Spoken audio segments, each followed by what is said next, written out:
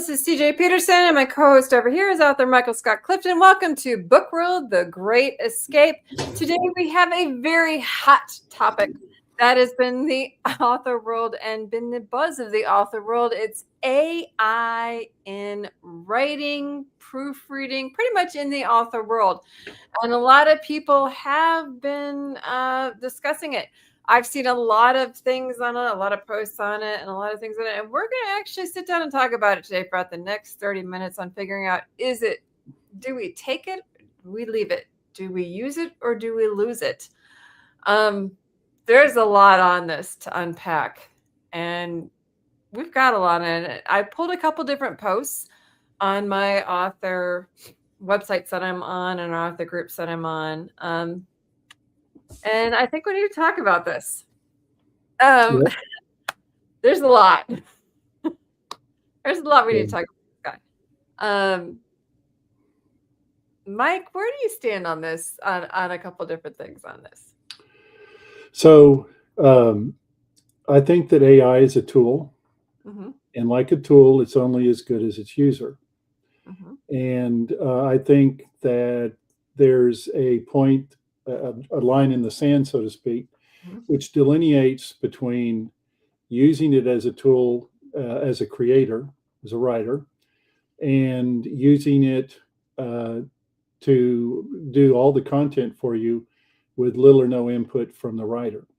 So I do have pretty strong feelings about this, about what constitutes what I would consider the use of AI as an aid to help a writer who is, creating content, creating books, creating their own writing, and one that is using it basically to do all the work for them. Mm-hmm. And that, I think, is where I draw the line in the sand. And I think, of course, we're going to talk about that today. And where exactly is this line? When does it cross? That, so to speak.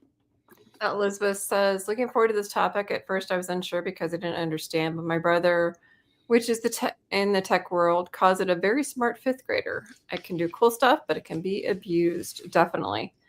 I'm going to make a couple points, and then I'm going to actually summarize mine more toward the end. And my points are going to kind of come across as we talk about the different points within the points of the questions that we talked about. One of the questions that I ran across in the post was one that was asked for editors. If disclosed that they used AI to write the book, would they still be interested in helping to edit the book? This was a question posed to editors. Some said no, and they said, here's why. Number one, major publishers have a clause in their contract regarding AI-generated books, human-generated only. I could see that. Number two, the title of author is earned, and this is actually a quote from the author's name is Jackie Stepp, Jaqui is the name. And the reason I'm giving this person, I'm actually spelling and saying the name because it is almost a quote, and it is a very good quote, which is why I'm actually saying their name on here. The title of author is earned through sleepless nights, the struggle of writing itself, self-doubt, intricate plots, emotional exhaustion, etc. It cheapens the immense labor put into actual writing. Authorship is a human craft. When you use a tool to bypass the struggle, you are claiming the title without doing the heavy lifting. Exactly. I thought that was worded very well, which is why I wanted to give that author specific credit for the way they worded their answer. Number three, is it used as a prompt? You need to make sure it wasn't pulled from another story. This is my concern big time, because a lot of times the AI pulls stuff from offline. Is it pulled from another story? Are you using plagiarism? Or is it just used as a prompt? Did you use it to just kind of help you out of a rabbit hole? If so, did you just, use it as the idea to pull you out of where you were stuck in a plot bunny? Did you use just as the prompt to say, okay, that's a great idea, and then pull it out? If so, that's great. Somebody put, in my opinion, a writer should have no AI usage rule. I write myself, and I just feel like AI is an insincere way of going about creating something. Totally agree. Okay. Another one put, one author is using AI to organize her thoughts. Sometimes that helps people to put stuff in a certain order, like they put everything in, let the AI organize. That's another way to use it. Another one uses it for organization structure as well. Some flat out say no, never. Some say sure, but if the AI parts were glaring, they would point them out, or it would depend on how it was used, and that would need to be clarified first. Now, specifically, these are for editors. That's what this particular one was, this question was posed to. So that was specifically posed to editors. So again, the one quote that I really liked was from Jackie Stepp, and I thought that was an excellent quote. So let me reread that quote again. The title of author is earned through sleepless nights, the struggle of writing itself, self-doubt, intricate plots, emotional exhaustion, etc. It cheapens the immense labor put into actual writing. Authorship is a human craft. When used as a tool to bypass that struggle, you are claiming the title without doing the heavy lifting. Amazing quote. Loved that quote. 100% behind that quote. Now, second question asked, AI for proofreading and marketing was the question asked. The answer for the first one struck a chord. Proofreading as a no due to it not always catching grammatical errors or grammatical differences due to tone or situation. This next part is one that actually did strike a chord. It also would not be able to give human feedback. To be honest, hadn't thought of that. I love my editor. My editor edits as if she's looking over my shoulder. Many times she's slapped my hand, quote unquote, and said, "Why are you doing that?" AI can't do that. Yet.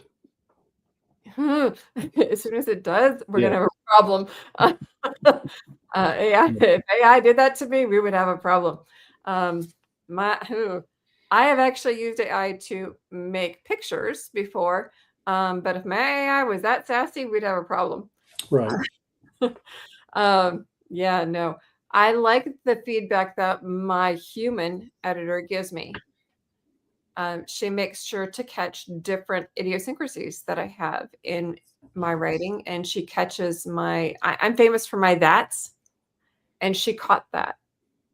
I don't necessarily know that an AI would catch it in that situation if they're looking for grammatical errors. You know what I'm saying? Also, would they catch slang terms? Would they know what they mean? But this person says that they would use it for marketing. Has used it. This next person says they use it for bios, synopses, and queries to meet marketing standards and organize in a way that they hadn't thought of. Also used for research, which has saved months of work. Now, that is a way to use it because it does pull stuff offline. However, well, yeah, because when you go to make like resumes or query letters and stuff, you do use templates that are offline, which we do. So that makes sense. That's a way to use it offline. But that's not actually writing a book. If we're using it in pertains of writing and writing a book, it's not the same thing. They've used it for marketing, for tone and cadence, for strategy and content calendars. This person has used it. It's not infallible as a proofreader, but it's a good first run. They said they've used it for that. Not as a proofreader, but for marketing ideas. So I've used it for marketing strategies, marketing and writing, but I've mostly generated AI writing, AI content, not good. Grammar and research, yes. Used for Grammarly, yes. Autocrit, which I haven't heard of yet. They said it's only about 80% useful, but is horrible about guessing context. So I guess Autocrit isn't good for proofreading for context. Yet. AI is a tool. If used correctly, it can be considerable help. It can find spelling or grammatical errors. Just letting it make a blanket changes to your whole document would be a mistake. Ideas and research, yes. Proofreading, no. Can be used in limited capacity, such as proofreading. AI's incredible capacity when augmented with a human. Can it catch patterns is my question. And again, the feedback of a human and an opinion. So again, the same idea is the fact of, can it catch everything that a human can do? Right. I have the issues with that. Can it actually catch everything that a human can do? I don't think so, not yet. And the fact that I wouldn't think. Depends on your point of view. that actually scares me. Yeah. I've seen that movie. Not comfy with that. I'm a sci-fi geek. I know better. If you have to rationalize, I think that's a limit on AI, but who knows? About treading that line between what, for example, the use of slang that you mentioned, which would be considered improper English or improper grammar, but it's part of of what the writer actually wanted to write. Mm-hmm. Well, my approach toward our discussion today is going to strictly focus on the creative side of writers that are actually writing a product, not the editing, not the creation of book covers, strictly the act of producing written content as you would have in a book or a novel. And so, of course, there's so much information out there on AI, but I've basically boiled it down to two aspects, which is generative AI and assistive AI. Now, the difference between the two is pretty stark. There are some lines that are blurred there, but generally, generative AI creates new content, and it creates new content from scratch based on prompts, while assistive AI refines, improves, or supports the content that a writer has already written. What are some examples of generative AI? ChatGPT is probably the biggest one. Gemini, Jasper, assistive AI aids would be Grammarly, ProWriting Aid, WordTune, and they enhance existing work. And so the generative part of AI basically is creating the content for you. Now, it is true that you have to provide a prompt in order for AI to generate this content, but still it's doing most of the heavy lifting for you, as opposed to assistive AI, which, for example, maybe you're searching for a synonym, maybe you're searching for a phrase, maybe you're searching for a way to rephrase a sentence, but it's the assistive part. Again, generative AI is doing the work for you. Assistive AI is helping you with your work as a writer. Okay, here's some other examples of the difference between generative and assistive AI. Mm-hmm. So generative AI is a content creator. Assistive AI is an editing partner. Generative AI, the input comes from prompts and instructions, whereas the input for assistive AI comes from your draft text. The output for generative AI would be new text ideas and outlines, whereas with assistive AI, it would be suggestions for improvement. With generative AI, the usage would be, and this bears repeating because it comes up again and again, it is creating from scratch. Whereas assistive AI is refining, it's fixing, it's enhancing.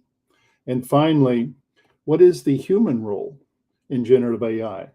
The human role would be as the curator, the editor, whereas in assistive AI, the author is the decision maker. So I think it's perfectly okay to use AI to enhance and assist you in writing. Um, and we've been doing that in a smaller sense for years and years because, again, there's been Grammarly's been around, Scrivener, all of these tools, writing programs that authors have used and writers have used for years and years. So I think when the line in the sand for me, going back to what we originally opened the show on, is when the AI tool becomes the creator and the author, the writer, simply becomes the manipulator of what this creator is making for them. That's doing all the heavy lifting. And the creative part that comes from the human mind is being replaced by what AI is producing. Now, you could split hairs and say, okay, well, you still have to direct it in the direction you want. You don't have to. You can edit it yourself. You can give it more AI more specific instructions, et cetera, but it's still doing the work for you.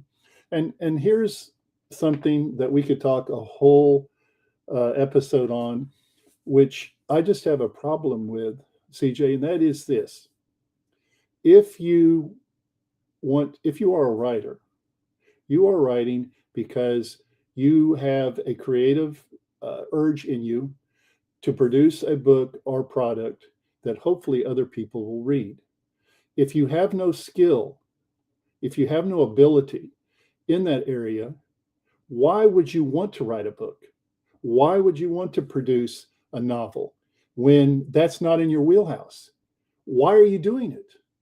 What's the point?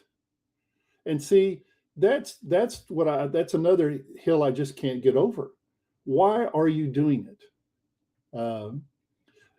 In essence, writers like you, like me, thousands and thousands and thousands of others, okay, are being elbowed away and elbowed aside by people with limited talent who have to use a tool like AI to produce a product that otherwise they could not create. And there's the line. If you need help in creating it, as in assisted AI, I think that's perfectly okay. And I've mentioned those examples. If your work is being done for you, 80 to 90% of it, by a programming tool, AI, then why are you doing it? Is it to make money? Is it because you can tell her, hey, everybody, I'm a writer, when you can't actually write? It's not truth in advertising there. And I will say one last thing, and that's this. We need to be very careful what we ask for when it comes to AI, because AI, all of this information that it gets, is all dumped into the same pond, into the same pool. And when you ask things from AI, what it is doing, it is giving you the average of what every content creator has done over the last 10,000 years, since the first caveman crawled out and wrote something on a rock. Over time, what's going to happen is that when you use AI exclusively to do things like writing, the creativity has a downward slope where it just evens out. Everything is averaged. The plot's averaged, the characters are averaged, the twists in the story are averaged. It all looks the same. It all reads the same. It feels the same. It's plain vanilla. It's also pulled from somewhere. And I guess in another day and time, we would call that plagiarism. That part. Yeah, it's also pulled from somewhere. Elizabeth says, I mainly use it for when I write descriptions and want to see what it looks like, so I put it in a generator. Sometimes it takes a few tries, but it's cool to see my descriptions come to life. Super Ruby says, I'm not a fan of AI except spell check and grammar correction. If you need another word, there's such a thing called a thesaurus. Yep. Wonderful tool to use when you need a word that you're not quite sure how to use. If you don't know how to spell something, there's this thing called dictionary. It's a really cool tool. Someone said, well, AI is here to stay. You can use it. Someone suggested AI should be clearly labeled in its own category. That's a thing. Maybe make an AI category, Amazon. AI generated books. If people want AI generated books, they can have AI generated books. Doesn't Amazon already require some sort of notification when you try to publish that it's been AI generated or not? Since I don't do that myself, I've heard that, but I'm not sure if that's true or not. I don't know. But I did also hear that AI agents are turning down people for using AI. Contracts have AI clauses in them now. Some authors won't work with you. Influencers won't also share some of your contact. Editors won't work with you. Let's see what else. Let's see what other things I've seen on here.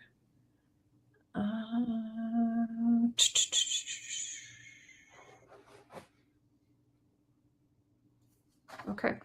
As far as my personal opinion, I'm going to state it now. I wrote it down, but I didn't put it up, so I'm going to read it. Wait, let's see. Elizabeth says, yes, Amazon does ask if you use AI to write the book. Good. But do they actually label it on Amazon, Elizabeth? That's my question. They might ask you, but do they label it as an AI written book? I think they do, but again, I'm not sure about that. Here's my personal opinion. AI pulls from other authors. Using AI is dangerous, but is also a tool. Using it as prompts for an idea is not necessarily a bad idea. To bounce ideas off of, again, not a bad idea. To pull directly from it, I wouldn't do it. To use different wording, that's what a thesaurus is for. To figure out how to spell something, that's what a dictionary is for. To organize, sure. To market, sure. It's a tool. That's all. I've actually used AI generated pictures for it.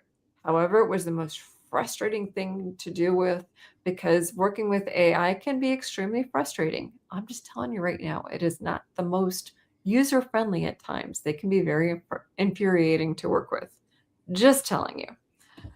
I'm not sure how others work with them every day. It's up to you how much or often you choose to work with it. I would not write a book to work with it because they are kind of infuriating to work with. To me, nothing replaces the human imagination. I prefer to work with the human imagination. I like writing books. I like working with my own headspace. I like writing the movie that's in my head. All of my books are human generated because my brain goes to some really fun places. I enjoy writing the movie that's in my brain. My readers like the sudden twists and turns that they take. They enjoy the exciting adventures and going on them. There is nothing AI generated in there. It's all me. That's a good point. It's a really good point.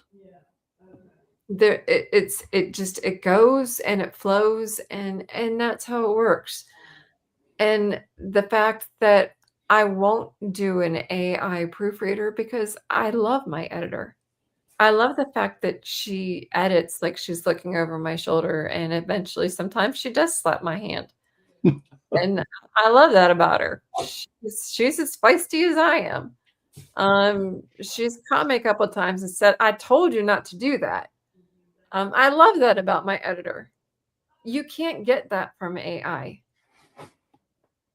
She's my content flow person, and she has a copy editor. And the copy editors just get just as frustrated with me as she does. But that's okay, because that's the human aspect of it. You take humanity out of a book, you take the heart out of a book. Right. AI doesn't have a heart. It doesn't have a beating pulse. And that's why you ask yourself, well, why did you become a writer? Mm-hmm. Why did you start writing books? Okay. And it's not easy. I mean, some writers are much more organized than I am. I know you probably are, CJ. It's it's hard work, but I do it because I enjoy doing it. And if the reason that, and I'm using myself as an example, that I started writing was because I enjoyed the process, I enjoyed the challenge, and I thought I could produce a product that, say, other people would like to read. That's what motivates me to do it. And if you take that away, and I let a AI do the writing for me, it basically has removed the reasons I started writing in the first place, which is in the enjoyment of creating a product. Mhm. And I don't understand why someone would want to use a tool like AI to do all of the heavy lifting for them, and you're not really part of the process. It's almost like you're just an interested observer standing back and watching it happen. So I write, uh, and of course I don't know about you, CJ, but I haven't gotten rich off it. Uh, Mhm. you know, um, it's we're not buying a house in the Bahamas or something like that. But the the process is because I enjoy doing it. That's why I started. And I got to tell you, I'm pretty sure you feel the same way. It seems like cheating when we do the work and we do the heavy lifting, and other people produce a product because they know how to click keys on a keyboard and manipulate the prompts. Now, I will say this, and I've already mentioned it once, but I want to emphasize it again. Using AI as a tool to help you write the content that is original to you, with Mhm. spelling, with editing, with grammar, even with prompts. Okay, like you would use, like we used to do with those thesaurus. I got to look up synonyms for this word. There's nothing wrong with that. Mhm. Uh, and we do, and I'm speaking to me personally, but I think it happens to every author. You do get to a point sometimes where you just can't get that last piece. You can't figure out how to change the phrase or whatever. And asking for some, doing a prompt to get some different phrases or words. That's okay. We've been doing that for years, like I said, with Grammarly, Pro Writing Aid, etc. Been doing that for years. A name generator. Guess what that Yeah. is? Ding, ding, ding. That's an AI. Hello. But you understand what I'm saying? Yeah. You didn't, when you started writing, you did it because you enjoyed doing it. You liked the challenge, and you enjoyed the process. Yep. If you take that away, what have you got left? Mhm. Why do it? Yeah. I don't understand. Why would you do that? But here's the deal. AI doesn't have a pulse. When you write a book, there's a certain pulse. Yeah. First, you got the slowness, and then you've got the heavy. You have to have some sort of cadence. You have to have some sort of pulse. And the reader feels that pulse as they're reading. If you don't have that, you're gonna lose your reader. And if the reader can't feel that, remember that no laughter from the writer, no laughter from the reader, no tears from the writer, no tears from the reader. How does an AI generate that? Something to think about. Right. All right, folks, that's our debate for the day on the hot topic. We do have somebody watching from North Korea. Howdy, sir or ma'am. I'm not sure which one that one is. But happy to have you joining us today. Next week, we're going to have James Callan joining us, author who is fantasy He's mysteries. Mysteries. Yeah. mysteries. Mystery Mystery author thriller. James Callan will be joining us, same time, same sandbox, 4 o'clock. We'll see you guys next week. Thanks for joining us on the hot topic of AI. We'll catch Bye you guys bye. next week. Bye bye.